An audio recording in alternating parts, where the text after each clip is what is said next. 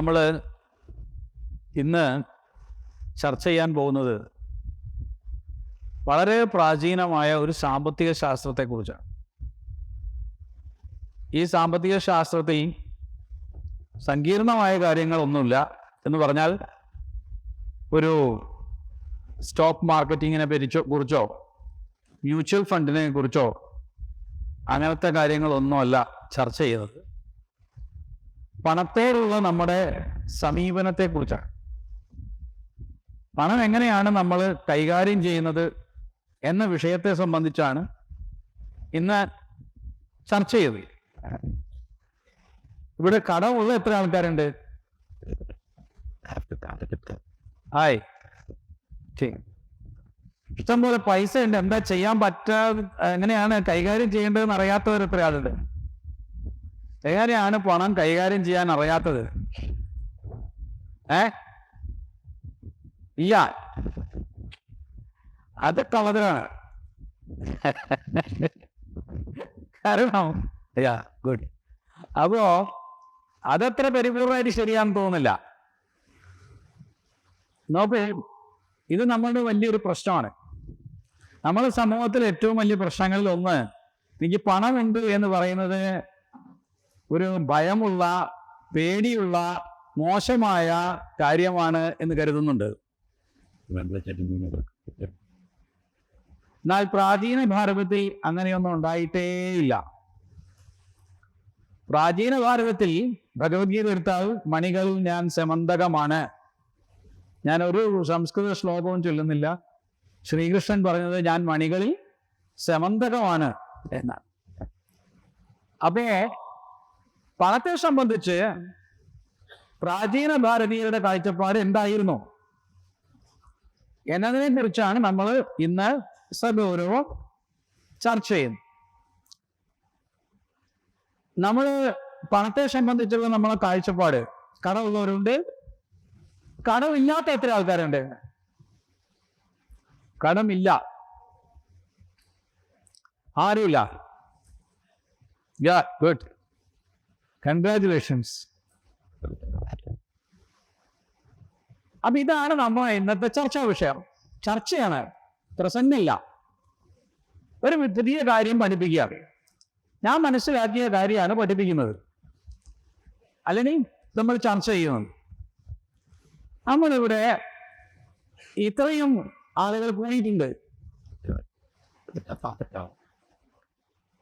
പലരും ചോദിക്കുന്നത് എങ്ങനെയാ കടമില്ലാണ്ടാക്കുക? കടമില്ലാണ്ടാക്കാൻ മന്ത്രം, തന്ത്രം, പൂജ, മറ്റ് യജ്ഞങ്ങൾ, ഈ വഴികളിലൊന്നുമല്ല നമ്മളെ യാത്ര.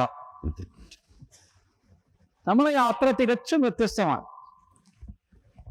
ഞാൻ ആ വ്യത്യസ്തമായ യാത്രയ്ക്ക് വേണ്ടി നമ്മളോട് സംസാരിക്കുമ്പോൾ ഞാനൊരു ചെറിയ കാര്യം നിങ്ങളുമായിട്ട് പങ്കുവെക്കണം എന്നാണ് ആഗ്രഹിക്കുന്നത്. 2 ക്ലാസ്മേറ്റ്സ് ഒരുമിച്ച് പഠിച്ചവരാണ്. ഹൈദരാബാദ് പബ്ലിക് സ്കൂളിൽ ഉണ്ടായിരുന്ന 2 ആൾക്കാർ. ഹൈദരാബാദ് പബ്ലിക് സ്കൂളിൽ 2 ആൾ പഠിക്കുന്നുണ്ടായിരുന്നു. ഒരാളുടെ പേര് സത്ത് എന്നാണ്, മറ്റേ ആളുടെ പേര് റാം എന്നാണ്. സത്ത് എന്നും റാം എന്നുള്ള 2 ആൾക്കാർ. ഇതിൽ സത്ത് എന്ന് പറയുന്ന ആള് വളരെ ആവറേജ് സ്റ്റുഡൻ്റ് ആണ്. വളരെ ആവറേജ്, സാധാരണക്കാരനായ ഒരു കുട്ടിയാണ്. അദ്ദേഹത്തിന്റെ പഠന വ്യവസ്ഥയിൽ അദ്ദേഹം ശ്രദ്ധിച്ച് പഠിക്കുക എന്നതിലുപരിയായി അതൊരു ഇന്ത്യൻ ടാലന്റഡ് മാൻ അല്ല. അതായത് ജന്മന വളരെ കഴിവുണ്ട് എന്ന് പറയപ്പെടുന്ന ഒരു, നമ്മുടെ പുതിയ ഭാഷയിൽ പറഞ്ഞാൽ പഠിപ്പിസ്റ്റ് അല്ല, അത് അങ്ങനെയുള്ള ഒരാളാണ്.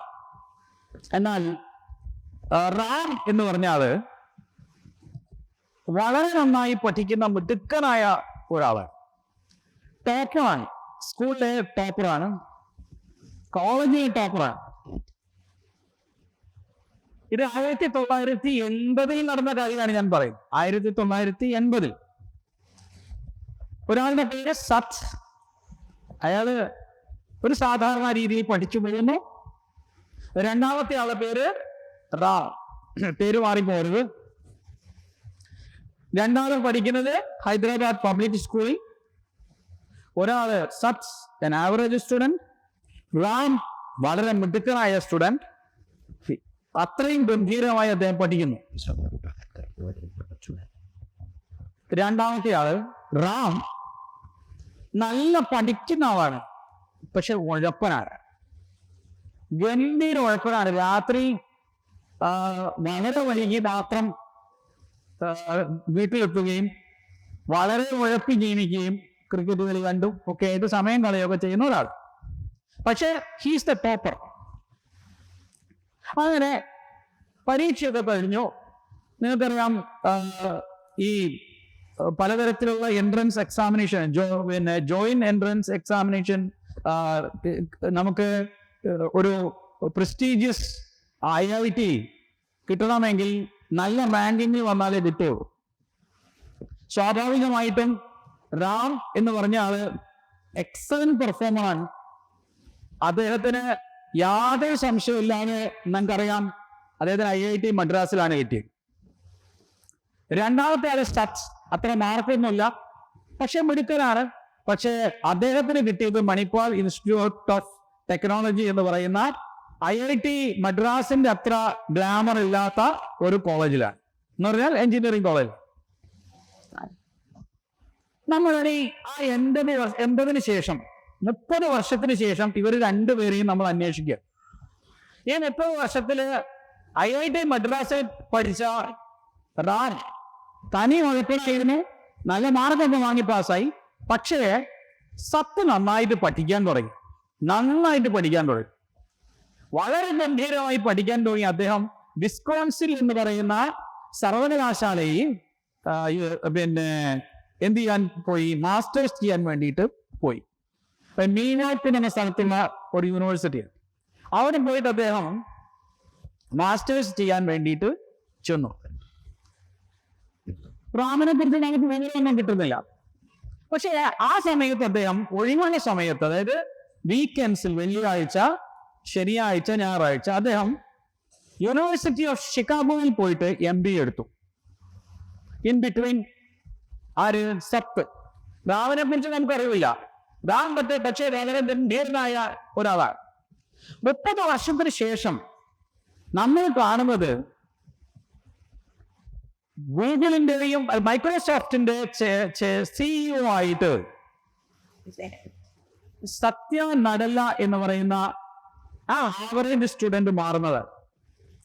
ആ സമയത്ത് IIT മദ്രാസിൽ നിന്ന് പാസ്സായ റാം തന്റെ കഴിവുണ്ടായിട്ട് വരെയും ഉഴപ്പാറുള്ള കഴിവുകൊണ്ട്, അദ്ദേഹത്തിന്റെ ഉഴപ്പാറുള്ള ആ കഴിവുകൊണ്ട് പുള്ളി എവിടെ പോയി, എവിടെയാണ് ഒരു ജോലി പോയി, മറ്റൊരു ജോലിക്ക് വേണ്ടി അന്വേഷിക്കുന്ന സമയമാണ്. ഒരു ഭാഗത്ത് ജോലി നഷ്ടപ്പെട്ട് മറ്റൊരു ജോലിക്ക് വേണ്ടി അന്വേഷിക്കുന്ന ഒരു റാമുണ്ട്. എന്നാൽ ആവറേജ് സ്റ്റുഡൻ്റായ സത്യ നടല്ല എന്ന് പറയുന്ന ആള് ഏതാണ്ട് 1.5 ലക്ഷത്തോളം ആളുകൾ പ്രവർത്തിക്കുന്ന വലിയൊരു സ്ഥാപനത്തിന്റെ CEO ആയിട്ട് മാറി. സത്യ നടലിനെ കുറിച്ച് നിങ്ങൾ പറയുന്നുണ്ടാവും, വളരെ പ്രശസ്തനാണ്. സത്യത്തിൽ ഈ ഒരു മാറ്റം എങ്ങനെയാണ് ഇവർക്ക് രണ്ടുപേർക്കും ഉണ്ടായത്?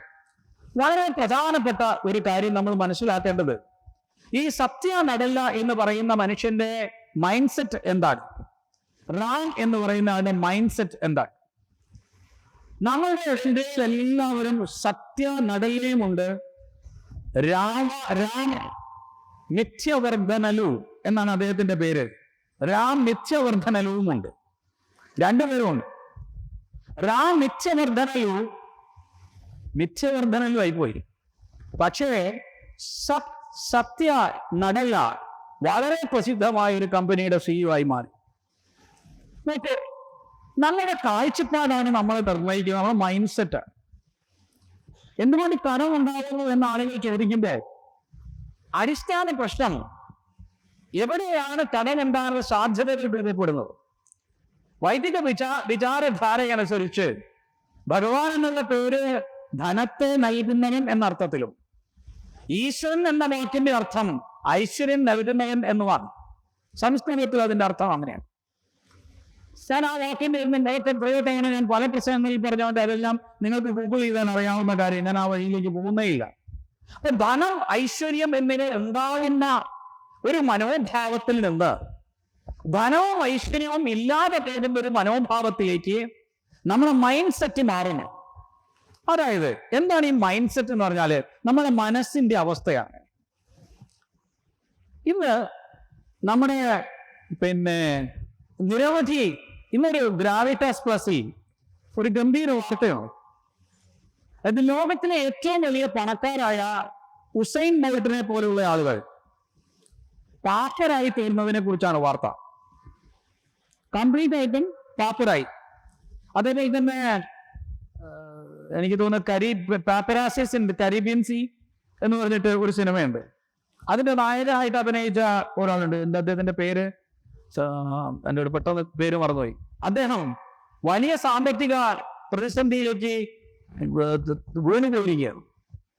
വലിയ പണക്കാരാണ്, പക്ഷെ തകർന്നു പോയി. വേറൊരു കൂട്ടിന് പണമില്ലാതെ കഷ്ടപ്പെടുകയാണ്. ഈ യഥാർത്ഥത്തിൽ ദൈവത്തിൽ പറയുന്നത് നമുക്ക് വേണ്ട ധനം ഇവിടെ ഉണ്ട് എന്നാണ്. ധനം ഇവിടെ ആരുടെയല്ല, ധനം എന്റേതല്ല, നിങ്ങളുടേതല്ല, എല്ലാവരുടെയുമാണ്. എല്ലാവരുടെയാണ് ധനം. ധനം ആരുടെയല്ല, ധനം എല്ലാം ഭഗവാന്റെയാണെന്നാണ് പറയുന്നത്. അപ്പൊ അങ്ങനെയുള്ള ധനത്തെ സ്വാംശീകരിക്കാൻ വേണം നമുക്കൊരു മൈൻഡ് സെറ്റ്, നമ്മളൊരു കാഴ്ചപ്പാട് മാറുന്നത്. എവിടെയാണ് പ്രധാന പ്രശ്നം? ഞാൻ ആദ്യം ചോദിച്ച ചോദ്യത്തിൽ എത്ര പേരുടെ കയ്യിൽ പണമുണ്ട്, എത്ര പേരുടെ കയ്യിൽ പണമില്ല എന്ന് ചോദിച്ചാൽ എൻ്റെ കയ്യിൽ പണമില്ല എന്ന് പറയുന്നതിലാണ് ഭൂരിപക്ഷം ആളുകളും വിജയിക്കുന്നത്. അവർ പറയാണ് ഞങ്ങൾക്ക് പണമില്ല. വേറൊരു കൂട്ടം എന്താണ് പറയുന്നത്? പണം എന്തെങ്കിലും ഇല്ല എന്ന് പറയുകയും ആ ഇല്ലായ്മ ദിവസവും പറഞ്ഞുകൊണ്ടിരിക്കുകയും അടുത്ത വീട്ടുകാരോടും എല്ലാവരോടും പറഞ്ഞുകൊണ്ടിരിക്കുകയും ചെയ്യുന്ന ഒരു കാഴ്ചപ്പാട്. അതിലുപരിയായി നമ്മൾ ഇന്നലെ ഒരു ഓൺലൈൻ മാധ്യമം പറഞ്ഞത് കേരളത്തിലെ ജേർണലിസ്റ്റുകളിൽ പലർക്കും കൃത്യമായ സാമ്പത്തിക വീക്ഷണം ഇല്ല എന്നാണ്. എന്താണ് കാരണം? എങ്ങനെയാണ് സമ്പത്ത് കൈകാര്യം ചെയ്യേണ്ടത് എന്നതിനെ കുറിച്ച് പോലും കൃത്യമായ ധാരണ പലർക്കില്ല. ഇപ്പൊ ഹുസൈൻ ബോൾട്ടിനെ പോലുള്ള ആളുകൾ കോടിക്കണക്കിന് രൂപ ഉണ്ടായിട്ടുണ്ട്. അവസാനത്തേക്ക് തികഞ്ഞ ഒരു കയ്യിൽ ഒരു പണമില്ലാതെ നശിച്ചു വരുന്ന രീതിയിലേക്ക് അവരെന്തുകൊണ്ട് വന്നു? എങ്ങനെ അവർ തകർന്നുപോയി? ഇതിനെ കുറിച്ച് നമ്മൾ പലപ്പോഴും മനസ്സിലാക്കാറില്ല. ഇതിനെക്കുറിച്ച് ഡീറ്റെയിൽ ആയിട്ടുള്ള കാര്യമാണ് ഞാനിപ്പോ നിങ്ങളുടെ മുമ്പിൽ പറയാൻ പോകുന്നത്. ഞാനിതിൻ്റെ ഒരു ബാക്ക്ഗ്രൗണ്ട് പറയുകയാണ്, അതിന്റെ തുടക്കം പറയുകയാണ്. വേദങ്ങളിലോ ഭാരതീയ ശാസ്ത്രങ്ങളിലോ എല്ലാം പറയുന്നത് നിങ്ങൾ ധനം ഉണ്ടാക്കണം. You have to make money. പണം ഉണ്ടാക്കിയാലേ നല്ല കാര്യങ്ങൾ നമുക്ക് ചെയ്യാൻ സാധിക്കുകയുള്ളൂ. പണം ഇല്ലാത്ത ജീവിതം മനോഹരമായിരിക്കില്ല, സന്ദേശകരമായിരിക്കില്ല എന്നാണ് സത്യം. പക്ഷെ എങ്കിലും പണമില്ല എന്ന് പറയാനാണ് എല്ലാവർക്കും സന്തോഷവും. ഇതൊരു പാരഡോക്സ് ആണ്. പാരഡോക്സ് ആണ് എന്താണ്? ഒരു വൈരുദ്ധ്യാധിഷ്ഠിതമായ മനോഭാവം. നമ്മുടെ കാഴ്ചപ്പാട് ഇല്ല എന്ന് പറയുകയും ഉണ്ടാക്കാൻ വെമ്പുകയും ചെയ്യുക. ഒരേ സമയം ദാരിദ്ര്യം ഉണ്ടാകുന്നതാണ് നല്ലത് എന്ന് മനസ്സിന്റെ ഏതോ കൂടെയും വിശ്വസിക്കുകയും എന്നാൽ അതേ പണത്തിന് വേണ്ടി ഓടുകയും ചെയ്യുക. നമ്മുടെ മനുഷ്യന്റെ ഉള്ളില് പണം എന്ന് പറഞ്ഞാൽ ഒരു മോശം വസ്തുവാണ് എന്ന് കരുതുന്ന എത്ര ആൾക്കാരുണ്ട്. അതുകൊണ്ട് തന്നെ അത് പണം ഉണ്ടാക്കേണ്ടതല്ല എന്ന് അവർ വിശ്വസിക്കുന്നു. പക്ഷെ അവർക്ക് പണമില്ല. അവരുടെ ദൈനംദിന ജീവിത കാര്യങ്ങൾ നടത്തിക്കൊണ്ടുപോകാൻ അവർക്ക് പണമില്ല. അവരുടെ ലൈഫിൽ അവർ വലിയ പ്രതിസന്ധികൾ നേരിടുന്നുണ്ട്. നോക്കൂ, അപ്പൊ ഇങ്ങനെ പ്രശ്നം ഞാനിത് പറയാൻ കാരണം വലിയ ധനവാന്മാരായ ആളുകള് ദരിദ്രരാകുന്ന ചിത്രം നമ്മൾ കാണുന്നുണ്ട്. ഒട്ടും ധനമില്ലാത്ത ആള് പെട്ടെന്ന് സാമ്പത്തികനായ ബന്ധത്തിലേക്ക് എത്തുന്നത് നമ്മൾ കാണുന്നതാണ്. രണ്ടുപേരുടെയും മനസ്ഥിതിയാണ് പ്രശ്നമെന്ന് ഇവർ രണ്ടു കൂട്ടരും ചിന്തിക്കുന്നുമില്ല. എന്തുകൊണ്ടാണ് പണം ഉണ്ടാക്കിയിട്ടും ദാരിദ്ര്യം വരുന്നത്?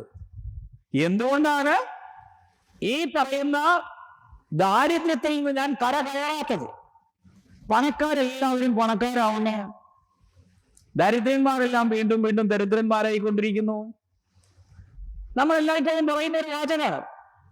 നമ്മൾ മാധ്യമങ്ങൾ വായിക്കുന്നു, അല്ലെങ്കിൽ നവമാധ്യമങ്ങളിലേക്ക് നോക്കുന്നു, ഒക്കെ നമ്മൾ കാണുന്നത് ചുറ്റും അരക്ഷിതാവസ്ഥ രൂപപ്പെടുക. ഒരാൾ പറയുന്നു നമ്മളെ സൗദി അറേബ്യയിലെ എണ്ണയെല്ലാം തീരുമോ? ഒരു 500 കൊല്ലത്തെയും തീരുമെന്ന് എനിക്ക് തോന്നുന്നില്ല. പക്ഷേ നമ്മുടെ കാഴ്ചപ്പാട് ഭയാശങ്കകൾ ഉണ്ടാവുക.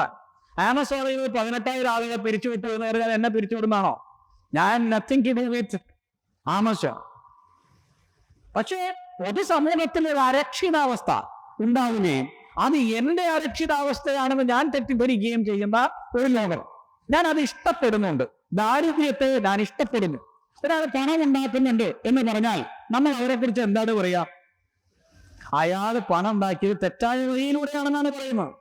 നമ്മൾ എത്ര കാലമായി പറയുന്നത് ഗരീബി ഹട്ടാവോ എന്നാണ്. എന്ന് പറഞ്ഞാൽ ദാരിദ്ര്യത്തെ ഇല്ലാതാക്കുക എന്നാണ് അർത്ഥം. പക്ഷേ ഒരാള് ദാരിദ്ര്യത്തെ നിർമ്മാർജ്ജനം ചെയ്ത് വന്നാൽ, ധനം ഉണ്ടാക്കി വന്നാൽ, അവരെ പറ്റി നമ്മൾ പറയുന്നത് എന്തായിരിക്കും? അവര് മറ്റ് തെറ്റായ വഴികളിലൂടെ ഉണ്ടാക്കിയ ധനമാണ്, അത് ഞങ്ങൾക്ക് കിട്ടേണ്ടതായിരുന്നു, ഞങ്ങൾക്കൂടി അതിൽ അവകാശമുണ്ട് എന്ന രീതിയിലാണ് നമ്മൾ പറയുക. അതുകൊണ്ട് തന്നെ നമ്മുടെ ഓരോരുത്തരുടെയും ജീവിതം എടുത്താൽ വളരെ ദുസ്സഹമായ ജീവിതമാണ് ഓരോരുത്തരും അനുഭവിക്കുന്നത്. കാരണം എന്താണ്? പ്രധാനമായിട്ട് നമ്മൾ ചിന്തിച്ചാല് നമ്മൾ ഏറ്റവും മുമ്പിലുള്ള ഒരു പ്രധാനപ്പെട്ട പ്രശ്നം, പണവ്യവഹാരങ്ങളെ സംബന്ധിച്ചിടത്തോളം അവര് ഈ ATM സെന്ററിലെ മെഷീന്റെ മുമ്പിൽ സെക്യൂരിറ്റിക്കാരന്റെ അവസ്ഥയിലാണ്. എന്ന് പറഞ്ഞാൽ അവർക്ക് പണം എടുക്കാൻ പറ്റില്ല. കാരണം അവിടെ ഇല്ലെന്ന് വെച്ചാൽ ഉണ്ട്. എന്താ അതിന്റെ പ്രശ്നം? Mind set. ഇനി അടുത്തൊരു കാര്യം, എനിക്ക് പണം ഉണ്ടാക്കണമെന്നുണ്ട്, പക്ഷെ ഞാൻ എങ്ങനെ ഉണ്ടാക്കാം? ഞാൻ ഇവിടെ സംസാരിക്കുന്നത് പണത്തിനെ വേണ്ടിയിട്ടാണ്. ഞാൻ ആധ്യാത്മിക പ്രഭാഷണം അല്ല നടത്തുന്നത്. ഞാൻ ഈ വിഷയത്തെ ഇതിൽ നിന്നുകൊണ്ടാണ് സംസാരിക്കുന്നത്. ഇവിടെ ചോദ്യം, പണം ഉണ്ടാക്കണം എന്ന് നിങ്ങൾ പറയുമ്പോ പണം ഉണ്ടാക്കണമെങ്കിൽ എന്താ ചെയ്യാം? പണം രണ്ട് രീതിയിൽ ഉണ്ടാക്കാം. എന്ന് നമ്മൾ ചെലവ് കുറയ്ക്കാം. നമുക്ക് പണം ചെലവ് കുറയ്ക്കാം. രണ്ടാമത്തത് വരുമാനം കൂട്ടാം. രണ്ടു വഴികളെ പണം ഉണ്ടാകുന്നുള്ളൂ. ലോകത്ത് രണ്ട് വഴിയെ പണം ഉണ്ടാകുന്നുള്ളൂ. അല്ലാത്ത പണികളൊന്നും പണിയല്ല. ലോകത്ത് ഒരു ഹാർഡ് വർക്ക് ചെയ്താലും ലഭിക്കാത്ത ഒരു കാര്യമുണ്ട്. നിങ്ങൾ എത്ര ഹാർഡ് വർക്ക് ചെയ്താലും നിങ്ങൾക്ക് കിട്ടാത്തൊരു കാര്യമുണ്ട്. അതിന്റെ പേരാണ് ലോട്ടറി. നിങ്ങൾ എത്ര തവണ ഹാർഡ് വർക്ക് ചെയ്തു, 48 മണിക്കൂറല്ല 2 ആഴ്ച ഉറക്കമഞ്ഞ് പണിയെടുത്താലും ലോട്ടറി അടിക്കില്ല. ആ കിട്ടാത്ത ലോട്ടറിക്ക് വേണ്ടി കാത്തിരിക്കുന്ന മനുഷ്യ സമൂഹമാണ് നമുക്ക് ചുറ്റുമുള്ളത്. നമ്മൾ ആദ്യം മനസ്സിലാക്കുക. എല്ലാവർക്കും പണം വേണം. എന്നാൽ താൻ പണക്കാരനാകുന്നത് എന്തെന്ന് നമ്മൾ ഉള്ളിൽ നിന്ന് തന്നെ നമ്മളെ തടയുന്നുമുണ്ട്. അതെന്താണ് എന്നെങ്കിലും നമ്മൾ മനസ്സിലാക്കേണ്ടതാണ്. ഉസൈൻ ബോൾട്ടിന്റെ കാര്യം എടുത്താൽ, അദ്ദേഹം നല്ലൊരു ഓട്ടക്കാരനാണ്. അദ്ദേഹത്തിന് നന്നായി പണം ഉണ്ടാക്കാൻ സാധിച്ചു. സിനിമ ആയിട്ട് പണം ഉണ്ടായി. പക്ഷേ അദ്ദേഹത്തിന് $2 മില്യൺ ഓരോ മാസവും ചെലവഴിക്കുന്ന ഒരു ദുശ്ശീലമുണ്ട്. അതെവിടുന്നാണ് അദ്ദേഹത്തിന് വന്നത്? ആ അവസ്ഥ എവിടുന്നുണ്ടായി? അപ്പൊ പണമില്ലാത്തതല്ല പ്രശ്നം, പണം ഉള്ളതാണ് അയാളുടെ പ്രശ്നം. തുടക്കത്തിൽ ഞാൻ ചോദിച്ചു, ആരെടുത്തൊക്കെ പണമുണ്ട്? ആരെടുത്തൊക്കെ ഇല്ല. രണ്ടുപേർക്കും പ്രശ്നമുണ്ട്. രണ്ടുപേരുടെയും അടിസ്ഥാന പ്രശ്നം എന്ന് പറയുന്നത്, നമ്മുടെ ഉള്ളിലേക്ക് തിരിഞ്ഞു നോക്കിയിട്ട് നമ്മൾ ചിന്തിക്കണം, വാട്ട്സ് മൈ പ്രോബ്ലം? എന്റെ പ്രശ്നം എന്താണ്? ധനമില്ലാത്ത ഒരു പ്രശ്നം വന്നോ? കടമുള്ള ഒരാൾക്ക് ഒരു കടം വന്നോ? എങ്ങനെയാണ് കടം ഉണ്ടാവുക? ഒരു കടം വാങ്ങി മറ്റൊരു കടം വീട്ടുക. ഇത് കടം ഇതാക്കുന്ന കാര്യമല്ല. കടം ഒരിക്കലും തീരില്ല. ഞാൻ ഇത് പറയാൻ കാരണം എന്താണെന്ന് വെച്ചാല്, ഞാനിവിടെ 1-2 ഉദാഹരണങ്ങൾ പറയാം. നമ്മൾ പലരും ചെയ്യുന്ന ഒരു കാര്യം, നമുക്ക് ധനം വേണം എന്ന് ആഗ്രഹിക്കുമ്പോൾ, അല്ലെങ്കിൽ നമ്മൾ ഇഷ്ടം പോലെ മനസ്സിൽ പല ആഗ്രഹങ്ങൾ നമുക്കുണ്ട്. നമ്മൾ ആഗ്രഹങ്ങൾ നമുക്ക് എത്ര ഉയരത്തിൽ വേണമെങ്കിലും ആഗ്രഹങ്ങൾ ഉണ്ടാക്കാൻ പറ്റും. ആഗ്രഹങ്ങൾ ഉണ്ടാക്കുന്നതിനായി ഒരു തടസ്സമില്ല. ഒരു പ്രത്യേക ബാങ്കുകാരന് ഒരു പ്രത്യേക പമ്പില് ഒരു പ്രത്യേക ഒഴിച്ചു കൊടുക്കുന്ന ഒരാൾക്ക് ഇന്ന് ഇന്ത്യ മുഴുവൻ വലിയൊരു പണക്കാരനായി മാറാൻ, ലോകം മുഴുവൻ വലിയൊരു പണക്കാരനായി മാറാൻ സാധിക്കുമെങ്കിൽ, അംബാനിയുടെ കഥയാണ് ഞാൻ പറഞ്ഞത്, എങ്കിൽ എന്തുകൊണ്ട് നിങ്ങൾക്ക് സാധിക്കില്ല എന്നൊരു ചോദ്യമുണ്ട്. പക്ഷേ നമുക്ക് പലർക്കും അത് സാധിക്കില്ല. കാരണം അത് അദ്ദേഹത്തിന്റെ തന്നെ ഒരു പ്രസംഗത്തിൽ അദ്ദേഹം പറഞ്ഞിട്ടുണ്ട്. നിങ്ങൾ ഏത് ബിസിനസ് സ്ട്രക്ചറിൽ പോയാലും ആദ്യം നിങ്ങൾക്ക് അതിലേക്ക് ഇറങ്ങാനുള്ള ധൈര്യം വേണം.